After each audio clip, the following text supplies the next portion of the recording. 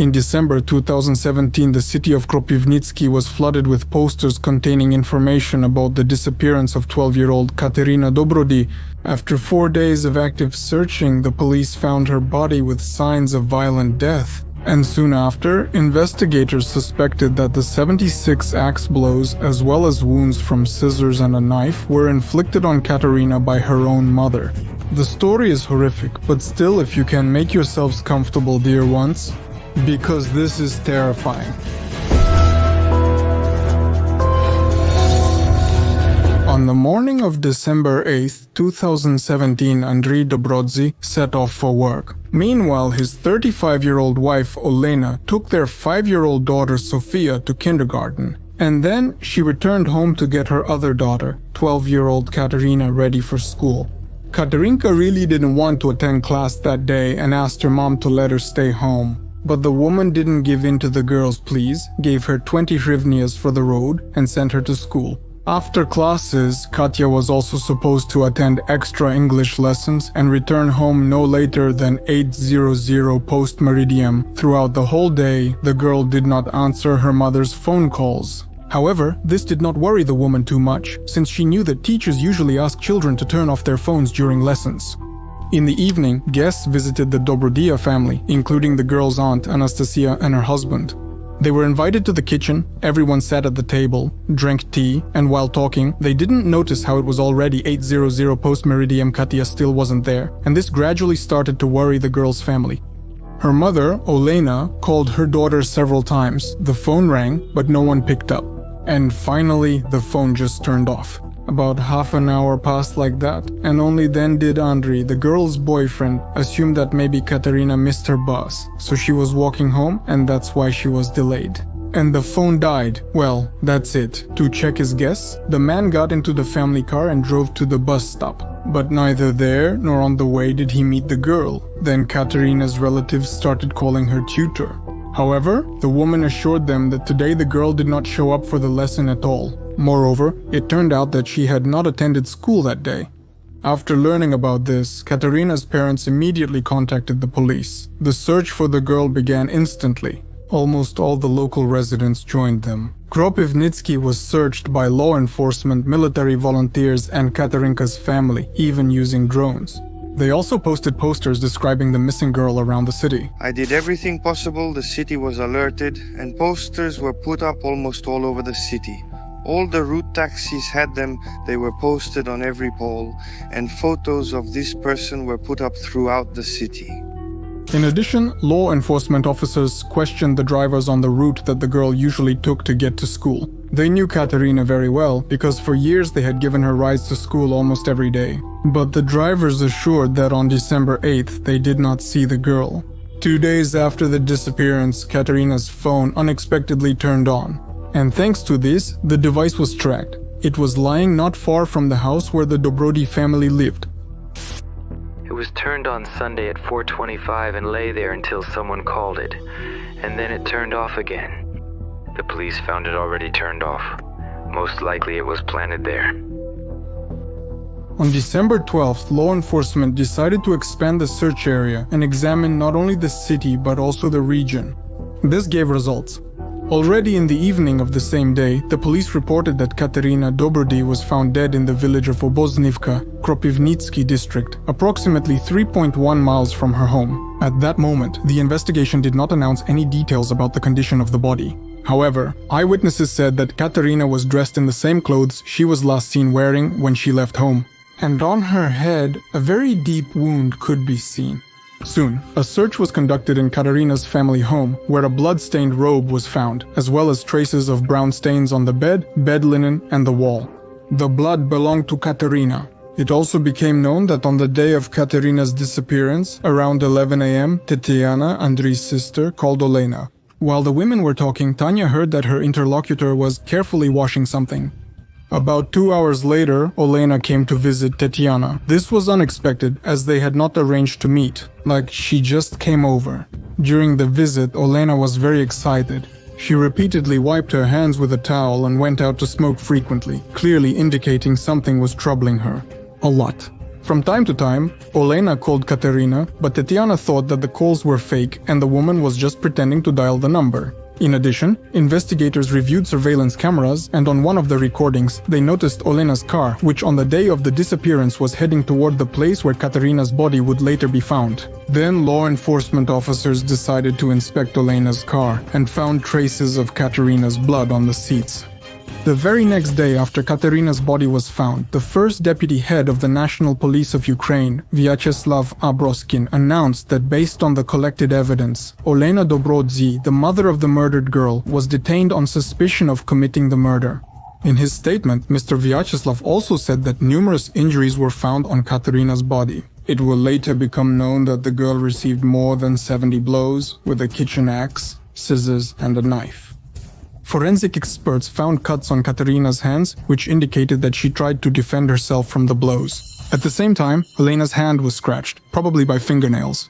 According to law enforcement officers, the wound could have been inflicted by Kateryna during a struggle with her own mother. The police reported that morning the mother and daughter had an argument because the girl did not want to go to school.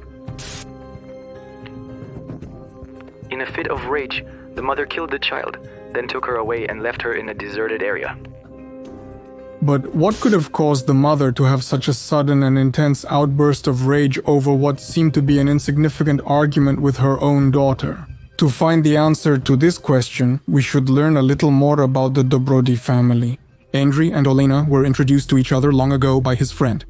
At that point, the woman had divorced and was raising Kateryna alone. Andrei accepted the girl as his own without issue.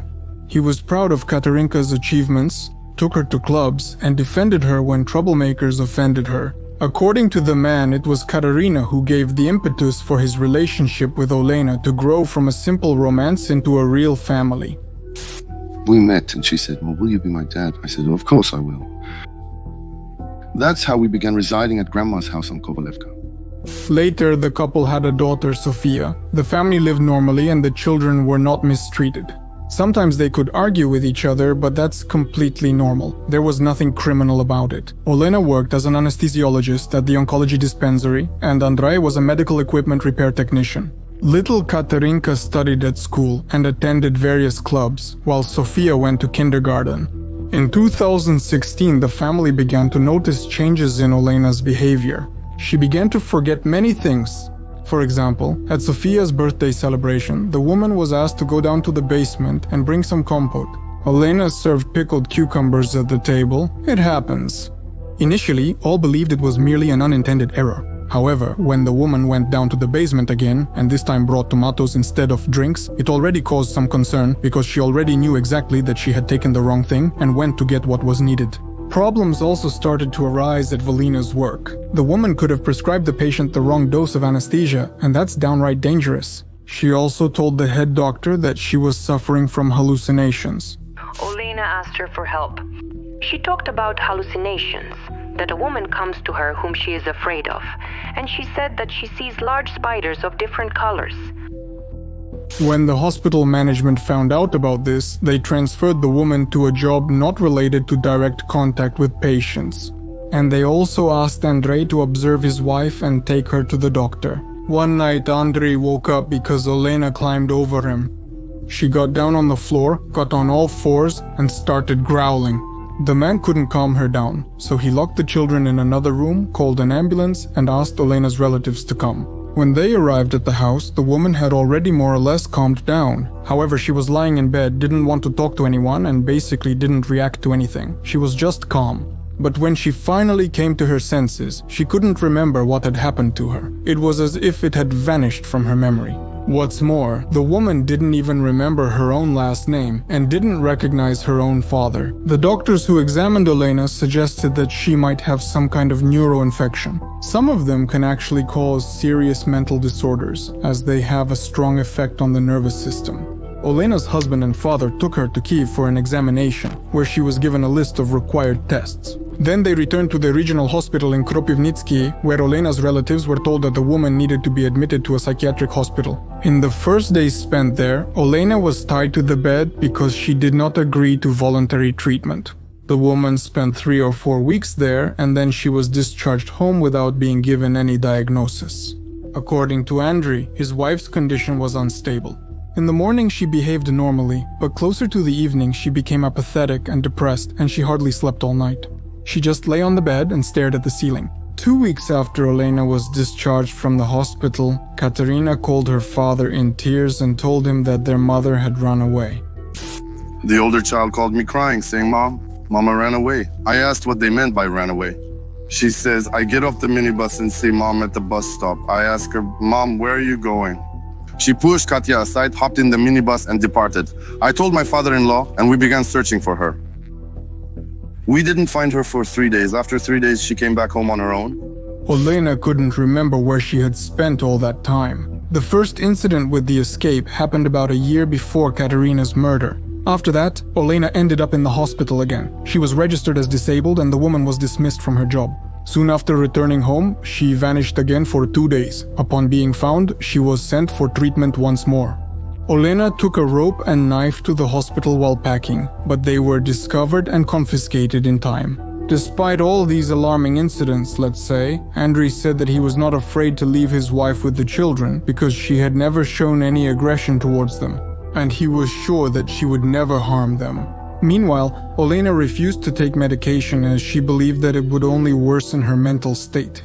Psychiatrist Ole Ivanov suggested that such behavior in the woman could have been caused by chronic poisoning with anesthesia products. According to him, anesthesiologists, often while administering mask or inhalation anesthesia to patients, themselves inhale a large amount of vapors, which can indeed cause quite serious poisoning. Meanwhile, Olena's father, Mykola, believes Andriy caused his daughter's condition. The man is convinced that his son-in-law morally abused Olena, tried to limit her communication with her father, and personally slipped her psychotropic drugs, which eventually made the woman ill. Mykola claims that his daughter used to be very caring and tidy. However, lately she has become indifferent to everything, very withdrawn, and has stopped keeping the house clean as well as taking care of herself. I like it when everything is clean, but there is no cleanliness in the house. It's a mess. I come in and say, daughter, what's going on? What's wrong with you?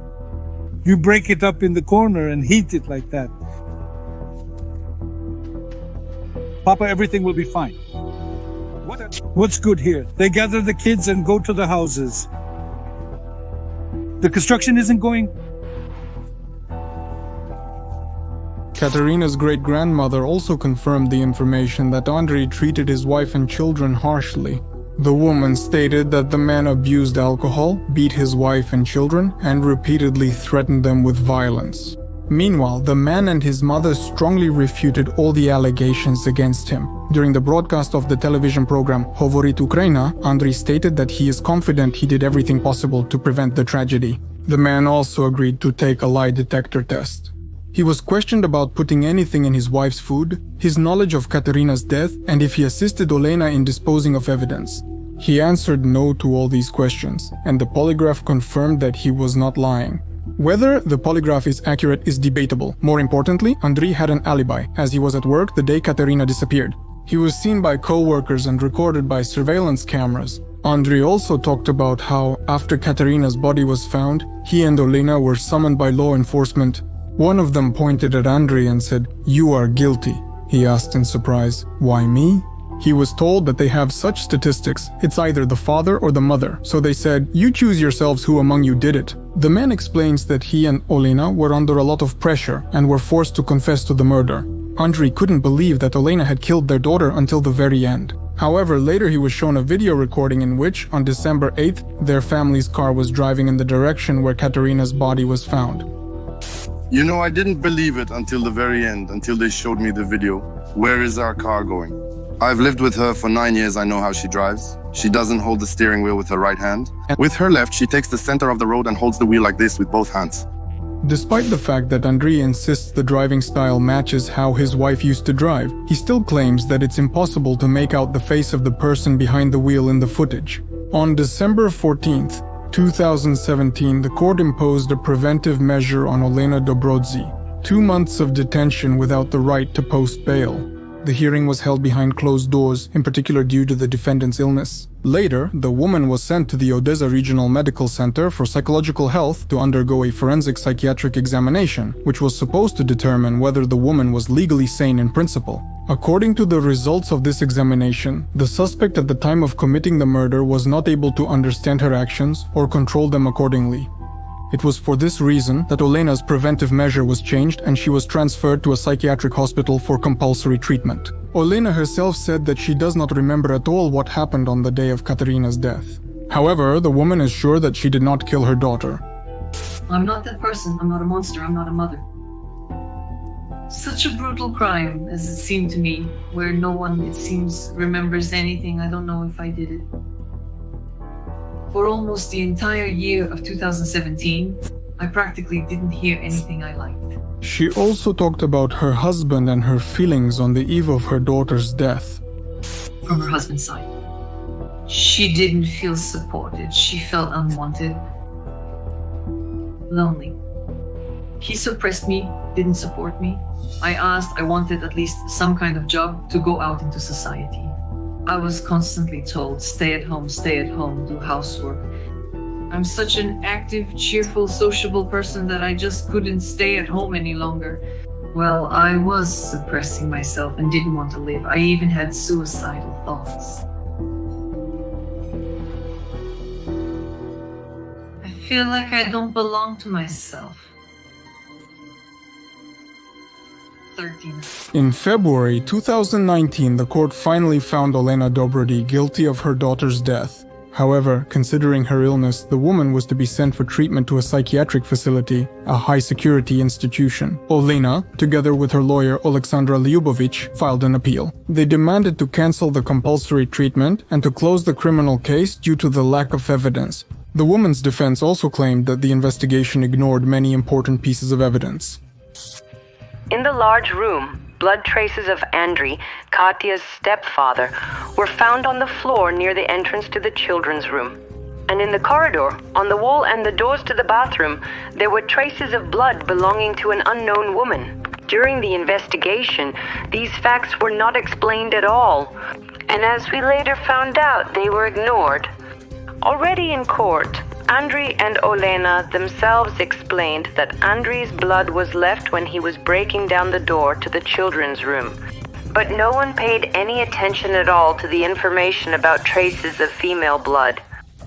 In addition, the lawyer said that the blood-stained robe found in the Dobrodii house was very old, no one had used it for a long time, and the blood could have gotten on it long before Kateryna's death. Some hair was also allegedly found on the girl's body, but no one conducted a DNA test or examination of it. And in Olena herself, 2 weeks after her detention, traces of a strong sedative were found in her blood. Olena was not given the medication in pre-trial detention, and its prolonged presence in her body suggests she had been taking it systematically for an extended period. Since the woman refused to take medication for her illness, Alexander believes that his client could have been secretly given the drugs in her food or drinks. The lawyer also insists that the investigation in the case was conducted incorrectly from the very beginning, and that Olena was probably framed. The murder weapon is missing, and the exact crime scene location is unknown.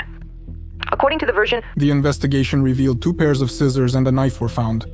The knife was somewhere among the tools, an old knife with a broken tip, and the break was rusty. That is, it occurred much earlier, not from the blow to the skull. We can't examine the knife to determine when it broke. We can't conduct a forensic medical examination based on the blood splatter, because we need to know exactly in which room the murder took place. There is no blood either on the drywall or on the cement. 76 traumatic impacts. How much blood should there have been? There is no water in the house. The well has dried up. Every day, Andriy brought 2 buckets of water from the neighbors. There is no testimony from the neighbors in the case that Olena went to them for water on December 8th when she was washing off the blood. There is also a robe and a towel with traces of blood. Katya used the towel for intimate hygiene, and as for the robe, no one used it at all. It was hanging in the bathroom since the time they moved in there. There should have been a lot more traces with such injuries. I got the impression that since Olena's arrest, nothing else has really been done in the case. They arrested her and that was it. They found the killer. I think she was framed.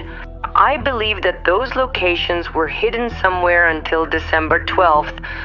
Where and why, I don't know.